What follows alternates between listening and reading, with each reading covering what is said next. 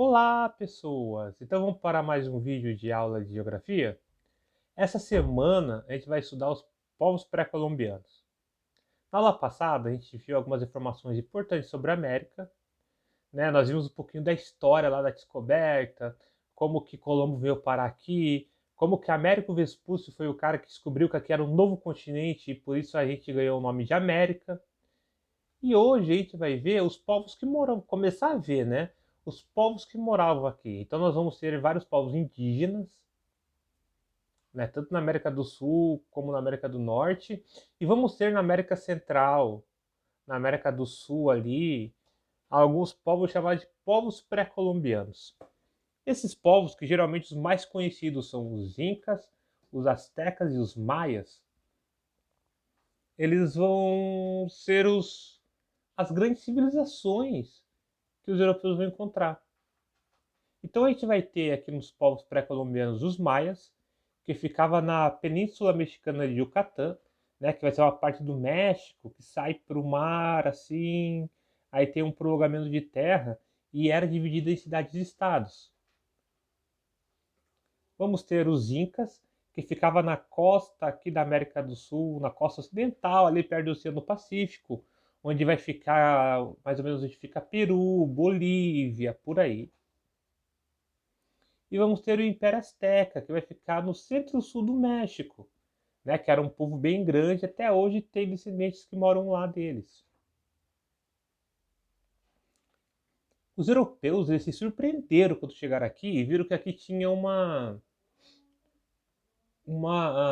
civilizações com sociedades altamente organizadas. Eram belíssimas cidades, repletas de praças, centros cívicos e religiosos, muitas cidades monumentais, muito bonitas, sabe? Gigantescas, com pirâmides, tudo. E tinha uma organização jurídica e social sofisticada. Estavam organizadas em classes sociais, como era na Europa. Né? Só que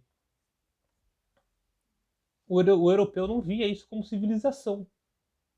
Eles se impressionaram, mas ainda não via como uma civilização europeia. Né? Alguns aspectos culturais que a gente pode colocar esses três povos no mesmo era a grande influência da religião sobre a vida deles, os sacrifícios humanos era muito comum e o politeísmo. Então vamos ali dar algumas informações sobre os maias. Né? Eles tinham um profundo interesse por questões astrológicas, eles tinham conhecimento da matemática, conheciam o número zero antes mesmo do europeu conhecer. Eles já tinham um tipo de escrita chamada de escrita hieroglífica, parecido com a escrita dos egípcios, e já criavam cerâmica. Os maias, eles tinham como principal divindade seria o Itzamna, deus dos céus, do dia e da noite. Eles acreditavam no mundo infernal. Eles praticavam sacrifícios humanos e autossacrifícios e veneravam seus antepassados. E nas atividades econômicas, a gente vai ter esses povos, por exemplo, os maias, eles criavam animais domésticos e praticavam agricultura, principalmente o milho que a gente come hoje é americano. Eles faziam construções de canais e terraços para fazer plantação, praticavam queimadas para abrir novas lavouras, por isso a fertilidade do solo era baixa. Isso vai complicar no futuro, né, que vai causar muita fome. E seus principais produtos industriais eram tecidos, produtos plumários feitos com penas de aves e a cerâmica. Os astecas, né, que é o outro povo que vivia no México, é um povo que era guerreiro por natureza, então eles conquistaram diversas tribos indígenas.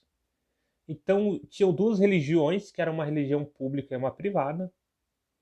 Né, a religião se caracterizava pela ausência da ética e da busca da perfeição espiritual. Ou seja, quanto mais perfeito fosse, melhor. E havia uma grande necessidade de sacrifícios humanos para agradar aos deuses, já que estavam sujeitos às suas vontades. Então, para qualquer coisa era utilizar o sacrifício. Para ter uma plantação melhor, para chover pouco ou chover muito. Para agradar os deuses, se sacrificava seres humanos. Para os astecas, uma das principais divindades era Quetzalcoatl, a serpente plumada, que era o deus do saber, do clero e do vento. Devido a uma lenda, né, esse deus foi confundido com Cortés na invasão espanhola, porque parecia muito a roupa do Fernando Cortés, que foi o cara que dominou toda a região a mando da Espanha. Os astecas tinham como atividade econômica a guerra, né, porque eles pegavam vários tributos e conseguiam pessoas para sacrificar. Por causa da escassez de terras férteis, eles desenvolveram jardins flutuantes nos lagos, que fazia as plantas serem muito ricas, né? Muito rico em energia, muito rico em água, então nascia muito fácil os produtos. Eles se desenvolveu um comércio porque eles conseguiam trocar mercadorias com outras tribos indígenas e eles recolhiam o tributo das pessoas, né? Então se pagava imposto para morar lá. Os incas, né? Os incas eles tinham concepções mais sofisticadas de religião, né? Então eles tinham a concepção de alma, como a gente acredita hoje. Então eles acreditavam na vida após a morte. Eles acreditavam na existência de um paraíso celestial que se chamava Janam Patia e do inferno, Ukhu Patia. Eles também tinham construção de grandes redes de estradas para interligar o império inteiro. Então os incas parecem muito como se fosse o Império Romano aqui da América do Sul. A religião defendida pelos incas, ela defendia os privilégios e estabilidade de classe dominante do poder, adjudicando-lhes origem divina. Então o Deus, né, o Deus Sol, ele era como se fosse o rei. O rei era Deus, né? Então, e esse Deus, ele era apresentado como bem apenas. Então ele só fazia o bem e não se vingava das pessoas. Algumas atividades econômicas dos incas, eles tinham uma economia planificada, né? Então eles distribuíam terras de acordo com a fertilidade e com a necessidade do pessoal.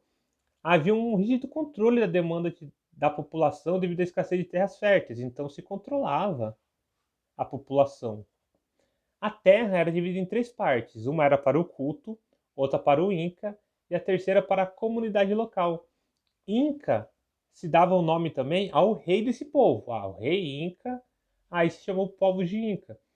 Então, a igreja ficava com um terço, o Inca ficava com outro terço, e o terceiro terço da terra era utilizado para plantar pela comunidade.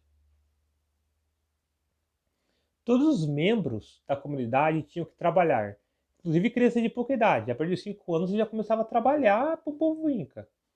Conforme a idade do indivíduo e sua condição física, designava-se uma atividade a ser executada. Então, conforme a sua idade, se tinha algo para fazer.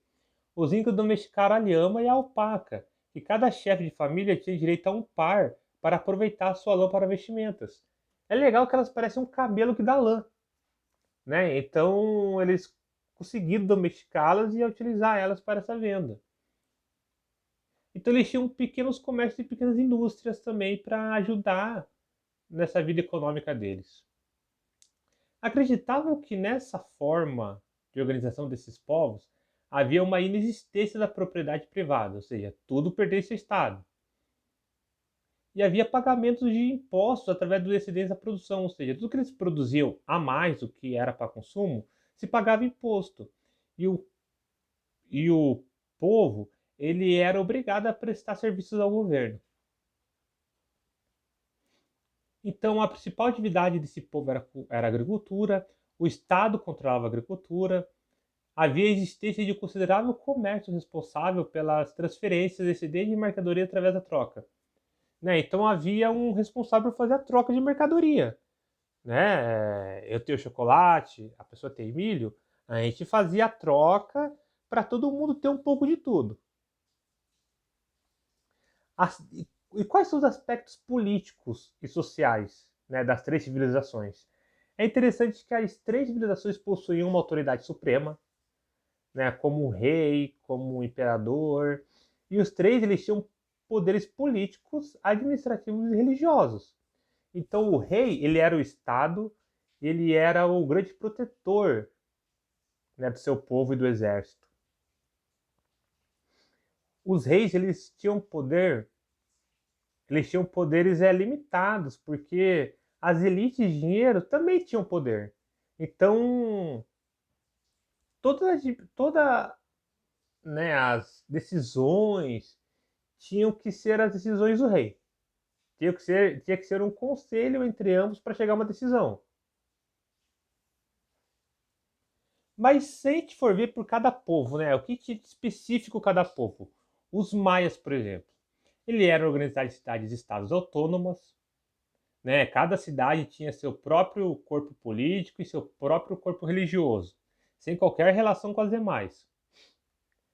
Eles haviam uma sociedade de classes, que geralmente era uma elite hereditária e dominante, que mandava, sacerdotes e militares.